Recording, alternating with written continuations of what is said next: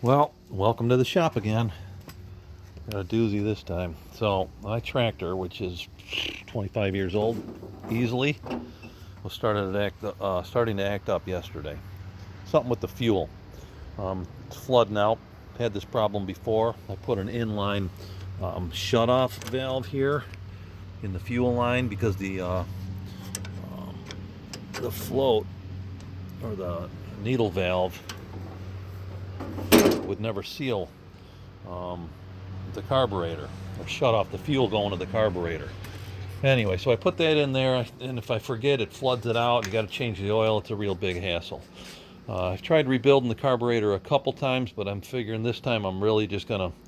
I got to figure this thing out. So pulled the carburetor off and went to take the main jet out of the carburetor, sitting in the vise here, down in there. I know you can't really see it, right?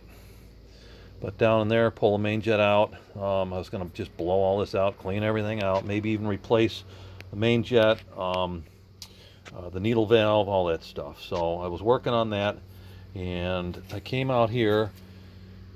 I figured I'd try and get the main jet out. And all it is just a regular flat-bladed screwdriver that fits down there, and that main jet sits down there, and you just unscrew it out of there. This is the first time I've really ever had a problem with it. It's not coming out. And when I used the screwdriver down there, I actually made a screwdriver to fit down in there. I took this thing and ground it down. It fit right in there. It was perfect. It was a thick blade. Well, that needle valve in there is made out of brass. Well, it just chipped up, you know what I mean? It just ruined it. I couldn't use the screwdriver down there anymore. So I've really got no choice other than an easy out. And I got a bunch of easy outs around here. So here's a set, and I'm thinking it's just a needle valve. Not a big deal. And I didn't have a good way of holding the easy out, so I figured, well, I'll put it in my drill. I'll put it on reverse. I'll knock the clutch down real low, and I'll just start slowly walking that up. Well, it's impact, you know what I mean? It's with the clutch, it's kind of impacting it, whatever. Well, it's only a needle valve. It wasn't in there that much. My clutch setting was probably on. I went all the way up to 8, and it snapped the easy out down in the main jet. How in the heck am I going to get that out of there now? You can almost see down there.